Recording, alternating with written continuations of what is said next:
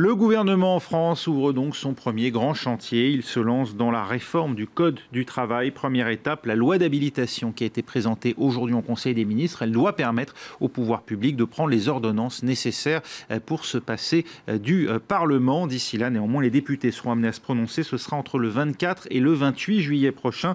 Et nous, on en parle dans le cadre de ce débat. Deuxième partie avec Stéphanie Matodi, directrice de la société ADDS pour Art du dialogue social. Catherine Perret, vous êtes secrétaire confédérale de la CGT.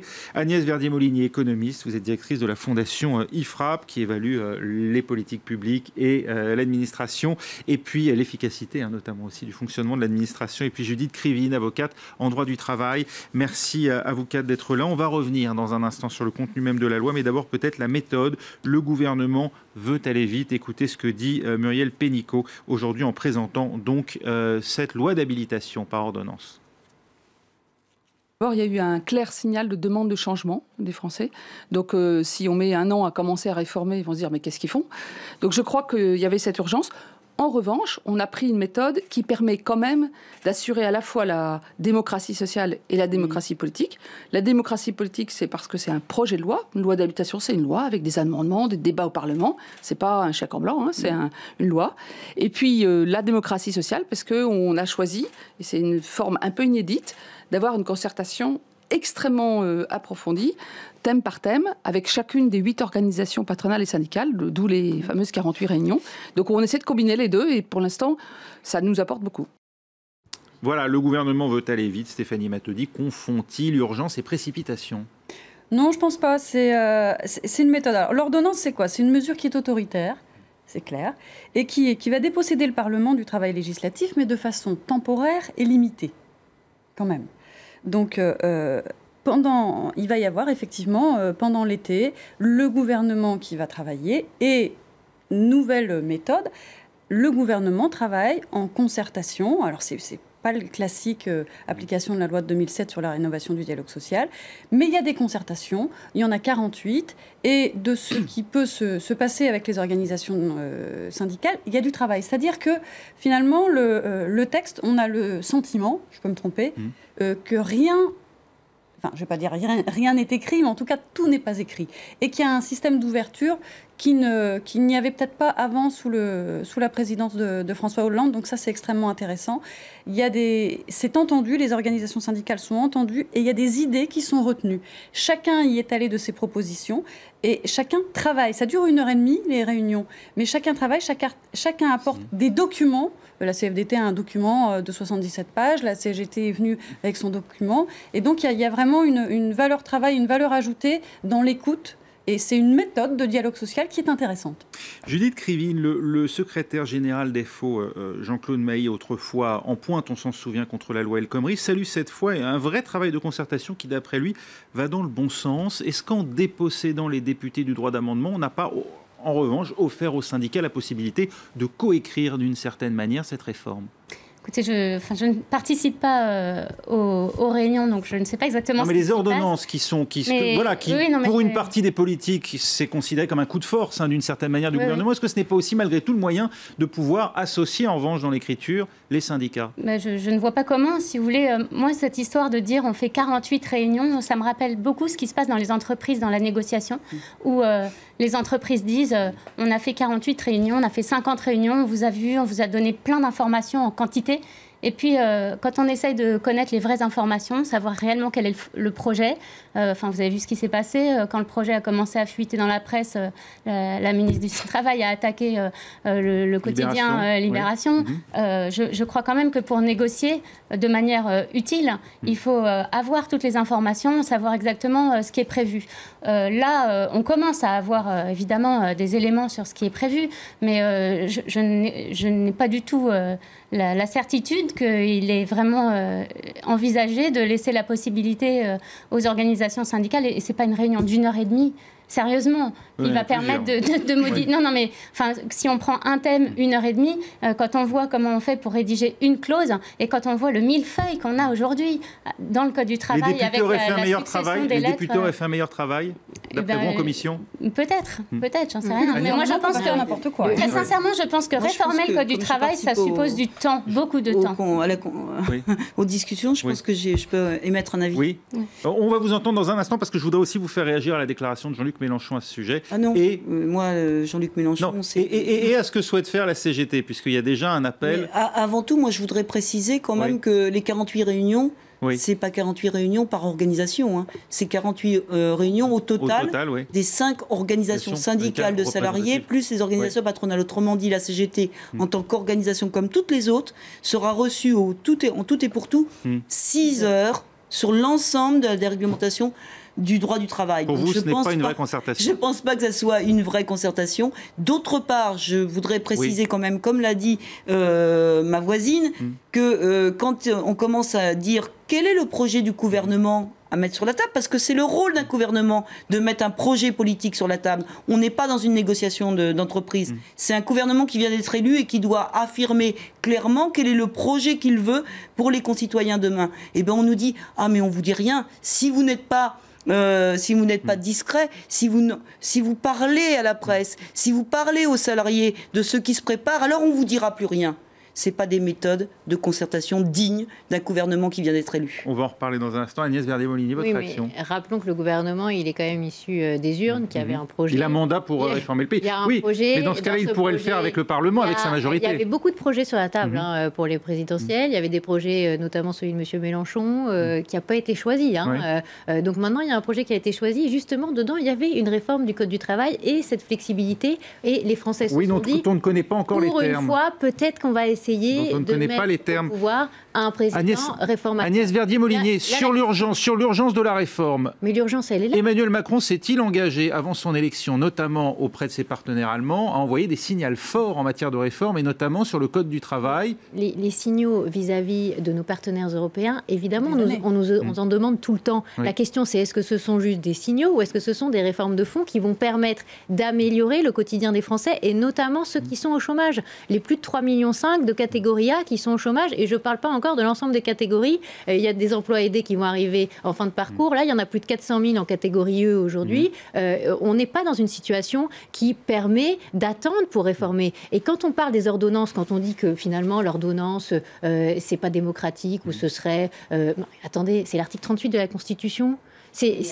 Ça a été utilisé par tous les gouvernements. Il y a une loi d'habilitation et il y a une loi de ratification qui passe au Parlement. Est-ce qu'on a vraiment besoin d'attendre 2 ans à chaque fois qu'on lance une réforme en France pour qu'elle puisse finalement être dans les textes, que les décrets soient passés et qu'à un moment on se dise oui, peut-être il y aura des résultats. Si on veut des résultats sans loi de ratification, l'ordonnance s'applique quand même. Si on veut juger... Attends, on ne va pas parler tous en même temps. Souci d'efficacité, nous dit Agnès Verdier-Molinier. Si on veut juger le gouvernement sur ses résultats, c'est-à-dire la baisse du chômage. Il faut pouvoir le juger vite. On a bien compris.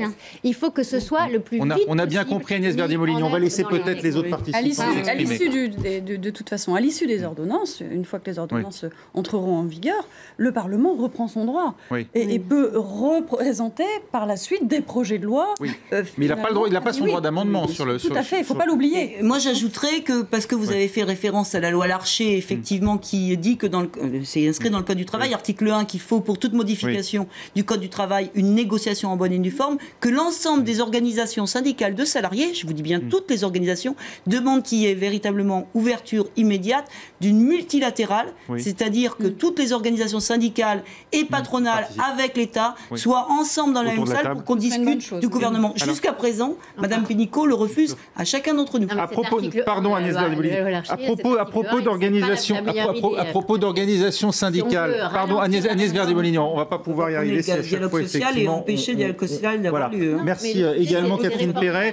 On ne va pas partir en digression, simplement sur la réaction justement des organisations syndicales. On a vu un ton plutôt conciliant aujourd'hui de Jean-Claude Mailly dans l'interview qu'il donne au Monde. On sait que la CFDT est ouverte au dialogue. Du côté de la CGT et de la France Insoumise, qui n'est pas une organisation syndicale, il faut le rappeler, on reste en revanche vent debout contre le projet et on appelle d'ores et déjà à manifester. C'est le 12 septembre prochain à la rentrée. Donc écoutez Jean-Luc Mélenchon.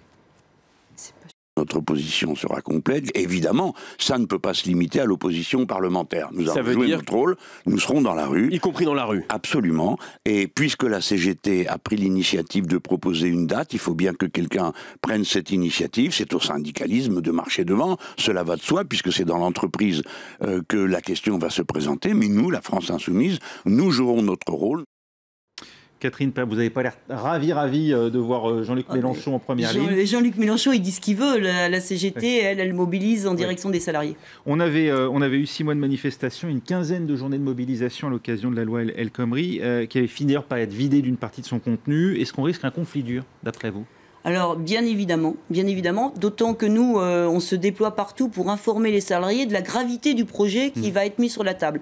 Mais ce qui nous intéresse plus, nous, c'est qu'on a des propositions de nature justement à améliorer la vie des gens, la vie au travail et à réduire le chômage. C'est ce qu'on a remis d'ailleurs à la fois au président de la République, au Premier ministre, à la ministre du Travail, et notamment, par exemple, on pense qu'il faut discuter autour de la question du travail, de l'organisation du travail, des conditions de travail et du mal-travail qui coûte extrêmement cher aujourd'hui. Vous voulez dire accentuer encore la prise en compte de la pénibilité, plus qu'elle ne l'a été, plus que ça n'a été le cas sous François Hollande? Pas seulement la pénibilité, mais bien sûr, la question du mal-travail est une question. Elle coûte très très cher aujourd'hui et en plus elle coûte cher aussi à l'entreprise parce que les salariés qui sont mal dans leur travail, qui ne sont pas reconnus, qui ne sont pas en capacité de bien faire leur travail, eh bien ils ne sont pas justement très productifs pour l'entreprise. Donc il y a un vrai sujet à la fois économique et social. Il y a un sujet aussi autour de la sécurisation des personnes dans leur parcours professionnel. 87% des jeunes sont embauchés en CDD aujourd'hui. On ne peut pas dire qu'il n'y a pas de flexibilité dans ce pays. Par contre, quand on a un CDD, on ne trouve pas à se loger. On ne trouve pas à s'installer dans la vie. Et ça, c'est ce qui préoccupe les Français. Donc on va mobiliser autour des propositions de nature à changer la vie au travail. Et le projet gouvernemental, il va à l'encontre du projet de progrès social que défend la CGT. Sur la prise en compte de la pénibilité, on imagine que vous n'êtes pas d'accord notamment sur les questions des retraites. Je vais juste vous demander, parce qu'il y a eu évidemment un certain nombre de commentaires qui ont été faits sur cette réforme, celle de votre collègue économiste, même si évidemment vous n'êtes pas du même avis que lui, j'imagine, Éric Heyer de l'OFCE, qui estime que cette réforme, elle va forcément dans un premier temps coûter de l'argent à l'État. Il dit on ne peut pas réformer le marché du travail, augmenter le temps de travail, faciliter les licenciements et en même temps baisser les déficits. Votre avis ? Vous qui êtes en lutte permanente contre les déficits. Je ne crois pas que ce soit le sujet. Au contraire, si on permet de créer plus d'emplois marchands, on remplit les caisses publiques. Il ne faut pas mettre de l'huile dans les rouages, comme on dit, pour permettre au dialogue social d'avancer. Le sujet, c'est pas ça. Le sujet, c'est l'urgence sur le grain à moudre, aurait dit André chômage. Alors, ça ne suffit pas de préserver ceux qui sont déjà dans l'emploi et de se poser la question de favoriser ceux qui sont dans l'emploi, ceux qu'on appelle les insiders, ceux qui sont déjà sous statut public ou ceux qui sont déjà en CDI. Le sujet, c'est de faire rentrer dans le marché du travail, et c'est ce qu'ont compris tous les autres pays, notamment les pays du Nord, qui sont des pays d'État-providence, mais qui ont réduit aussi les dépenses et qui ont réduit aussi la fiscalité. Emmanuel Macron était membre de la commission Attali, qui d'ailleurs faisait ce diagnostic-là à l'époque. Vous pensez qu'il va aller au bout ? Mais aller au bout, c'est essentiel. Pourquoi c'est essentiel ? Parce qu'on a... en permanence, et notamment avec le compte pénibilité que vous évoquiez, madame, on a en permanence ajouté des contraintes sur les employeurs. Et après, on se dit, tiens, c'est bizarre, ils n'embauchent pas. Mais sur la pénibilité, j'appelle à lire un rapport. C'est pas possible. Non, mais j'appelle à lire un rapport public qui dit les employeurs publics n'appliqueront pas la pénibilité parce que c'est trop compliqué, c'est trop contraignant. Donc vous voulez dire que si l'État ne se l'applique pas lui-même, c'est bien la preuve que ça ne marche pas. Les employeurs publics eux-mêmes ne veulent pas appliquer la pénibilité. Qui ont rendu compliqué ce compte pénibilité. Pourquoi faire appliquer quelque chose qui est une usine à gaz? Moi, je suis d'accord pour le simplifier. Cela dit, c'est comme la réduction du temps de travail. C'est vrai qu'on l'État avait eu énormément de difficultés à se l'appliquer à lui-même, notamment en milieu hospitalier. Est-ce que là, on n'est pas face effectivement à des mesures dont l'État sait lui-même qu'elles sont difficilement applicables? Moi, ce que j'entends quand j'entends qu'on parle tout le temps de la fonction publique ce soir, ça me donne surtout l'impression qu'il faut que les fonctionnaires soient solidaires des salariés du privé parce qu'ils sont les prochains sur la liste. En contrat précaire. Voilà. Un fonctionnaire sur 4 en contrat précaire. Pour le reste, ça m'amuse quand même qu'on parle d'urgence. L'urgence à régler le problème du chômage, tout le monde est d'accord. Sauf que depuis 5 ans... En débloquant les freins à l'embauche. On s'est pris la loi de sécurisation de l'emploi, facilitation des plans de sauvegarde de l'emploi, facilitation des licenciements. On s'est pris la loi Macron. encore plus de facilitation des licenciements. Je ne vous parle même pas des autres licenciements pour d'autres motifs. On s'est pris... la loi Macron, c'était surtout les dimanches travaillés. Mais pas du tout, il y avait plein d'autres choses. Il y avait plein de petites clauses qu'on retrouve et qui nous posent problème tous les jours. Parce que à chaque fois que vous citez ces exemples, il faut quasiment que l'entreprise soit en faillite pour pouvoir licencier. C'est ça la réalité? Absolument pas. Par exemple, le fait tout ce qui concerne les critères d'ordre, etc. Il y a eu beaucoup de facilitation pour les entreprises. Oui. La loi Rebsamen qui est venue limiter les droits des représentants du personnel. Exactement. Et la loi El Khomri qui est venue aller encore plus loin. Stéphanie Matodi. Pardonnez-moi Agnès Verdier-Molinier. Stéphanie Matodi, sur tous ces points-là, est-ce que effectivement, est-ce qu'on a précarisé l'emploi en France sans résultat jusque-là? Puisque si on constate les chiffres, c'est vrai qu'on ne peut pas dire que ça a eu un énorme impact, en tout cas les politiques qui ont été menées depuis 5 à 10 ans. On a transformé, on n'a pas forcément précarisé, mais on a effectivement transformé la fonction de l'emploi. On a permis qu'il y ait un maintien dans l'emploi, on a permis effectivement de créer de l'emploi, parce que ça facilite. Dès qu'on met de la flexibilité, ça crée malgré tout de l'emploi. Et si, par contre, on augmente cette flexibilité, il risque d'y avoir plus de licenciements, plus de restructuration, même s'il y a des nouvelles embauches derrière. C'est pas ce qu'on constate en Allemagne, par exemple. Et le déficit peut quand même grossir petit à petit. Non, il y a une explosion des travailleurs pauvres, mais il n'y a pas d'explosion des déficits et il n'y a pas d'explosion du chômage. C'est un choix de société. Est-ce qu'on peut revendiquer dans ce pays, 5e puissance mondiale, qu'on vive de son travail? On est dans une véritable... On ne reçoit pas 400 € par mois comme en Allemagne. On est dans une véritable transformation de la société. Et de ne pas dire les gens doivent être au RSA et ne doivent pas rechercher d'emploi. On va laisser Stéphanie Matodi juste terminer son raisonnement. Pardonnez-moi Agnès Verdier-Molinier. Mais justement, on faut partager la richesse. On perd de cette richesse parce que vous voyez, la richesse par tête... Agnès Verdier-Molinier, on va laisser Stéphanie Matodi terminer son raisonnement. Merci Catherine Pérez, s'il vous plaît. La réforme du Code du travail... Pardonnez-moi. La réforme du Code du travail, c'est une méthode, c'est une nouvelle méthode qui est apportée. Les organisations syndicales, pour la plupart, quand même, elles ont envie que le projet Macron réussisse. Donc elles ont envie de cette transformation de la société parce qu'à un moment, on sait qu'il faut passer à cette transformation de la société. Pour autant, il faut de la sécurité. Il faut donc surtout travailler, après cette réforme du Code du travail, sur la formation professionnelle, sur les parcours professionnels, sur les parcours militants, monter en compétence les élus et les partenaires sociaux et les représentants du personnel, sous un autre regard qui est plus de responsabilité et qui est plus de regard économique de la part des représentants du personnel. Et plus de représentativité aussi, parce qu'on a un taux de syndicalisation alors ça, c'est prévu, en France. On parle beaucoup de dialogue social, on dit qu'il faut faire beaucoup de réunions, mais finalement, c'est prévu, le chèque syndical entre autres, enfin il y a le sujet du financement des syndicats est absolument à mettre sur la table. Je pense que ça fera partie du gouvernement, notamment les financements qui sont directs par le paritarisme, par la taxe qui a été créée. On ne va pas tout détruire non plus. C'est de revenir sur une incitation forte à ce syndicat. On va mettre tout le monde d'accord. On va passer. Plus réformateur. Là, ceux qui nous regardent ne comprennent plus. C'est ce qu'on me dit d'ailleurs en régie. Agnès, ça sert à rien parce que ceux qui nous regardent ne comprennent plus puisque vos voix se chevauchent. On va juste écouter ce que dit Muriel Pénicaud et je vais vous faire réagir sur justement ce point qui était celui de la formation professionnelle et qui sera sans doute l'étape d'après. Écoutez. On commencera en septembre les concertations et les discussions sur l'assurance chômage, sur la formation et sur l'apprentissage. Et ma collègue Agnès Buzyn sur les retraites.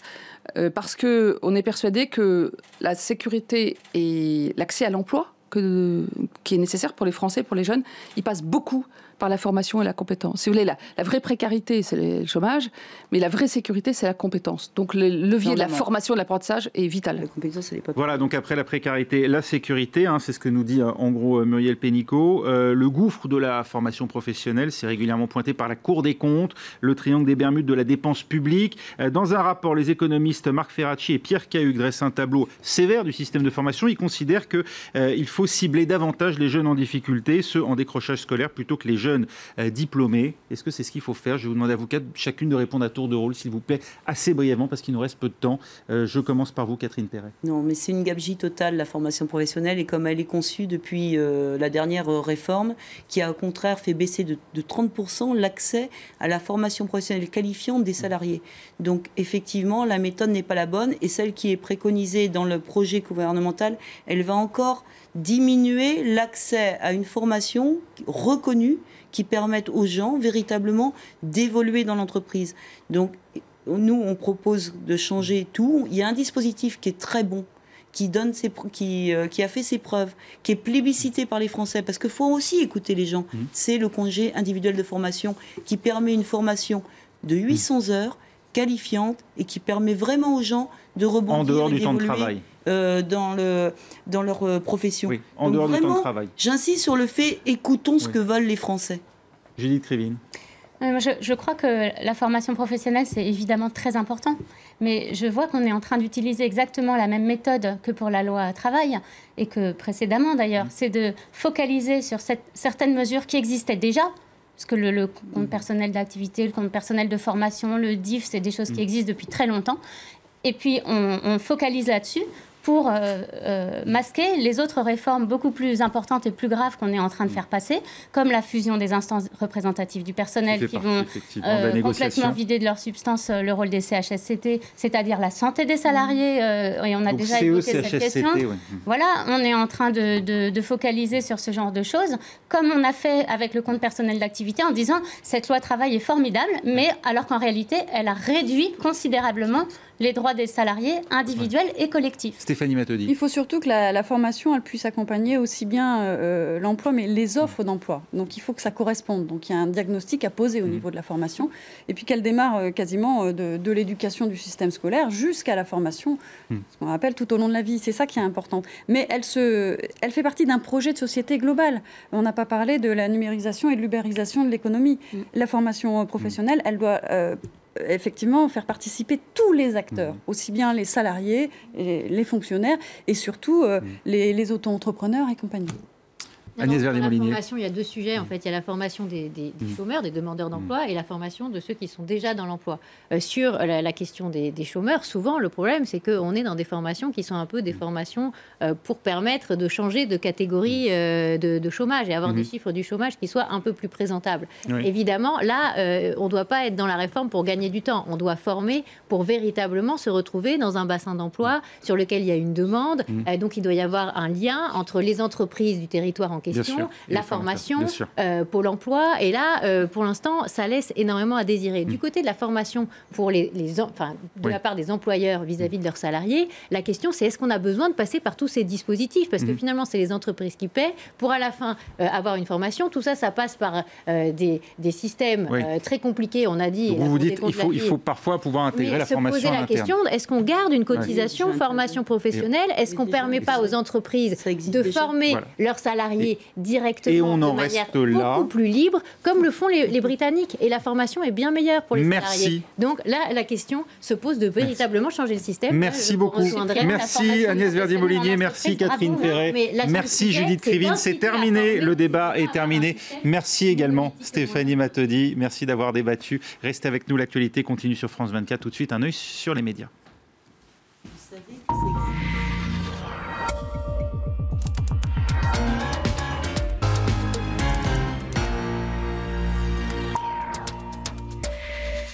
Voilà, l'actualité continue, le débat aussi visiblement. Merci Catherine Perret, c'est terminé. On accueille Florent Rodeau pour un œil sur les médias. On revient justement sur la présentation de cette loi d'habilitation. L'objectif, bien sûr, c'est de permettre au gouvernement ensuite, après concertation avec les partenaires sociaux, de pouvoir agir par ordonnance sur la réforme du travail. Oui, Muriel Pénicaud est bien sûr en première ligne. La ministre du Travail est actuellement, vous le savez, visée par une enquête sur l'organisation d'un déplacement à Las Vegas d'Emmanuel Macron. Ajoutez à cela la mise en place donc de la loi travail. Elle s'attend forcément à des mois prochains compliqués, raison pour laquelle Christophe Castaner, porte-parole du gouvernement, s'attelle déjà à sa défense. Il ne faut pas chercher à l'affaiblir, dit-il. Nous sommes dans un moment important pour la réforme du travail, une sortie sur laquelle s'interroge le Lab d'Europe 1 avec une question: y a-t-il un interventionnisme de l'État sur les médias?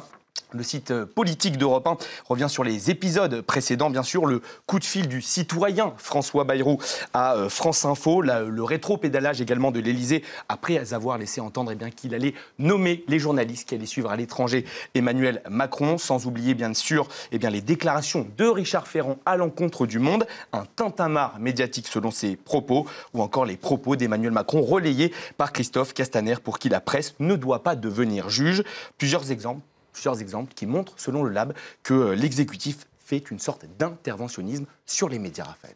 On prend à présent la direction du Liban, Florent, qui, comme l'année dernière, voit fleurir les premières polémiques liées au port du burkini sur les plages. Et on se souvient bien sûr des polémiques en France liées au port du burkini après les arrêtés anti-burkini. Le Liban est donc à son tour concerné. Exemple avec cette femme, Noura Al-Zaïm, interdite de baignade dans la mer par le personnel de son hôtel et non pas par les autorités. C'est évidemment important de le préciser. Alors avec son mari, elle avait décidé de passer ses vacances dans la station balnéaire de Tripoli, à Tripoli, dans le nord Liban. L'histoire a été reprise, bien sûr, par de nombreux internautes et de nombreux sites étrangers et libanais. Le Liban est-il en train d'interdire le burkini? En tout cas, le gouvernement n'a pas encore pris de mesure officielle à ce sujet, Raphaël. Merci beaucoup, Florent Audeau. Merci à nouveau à nos débattrices. Restez avec nous à suivre dans un instant un nouveau journal sur France 24.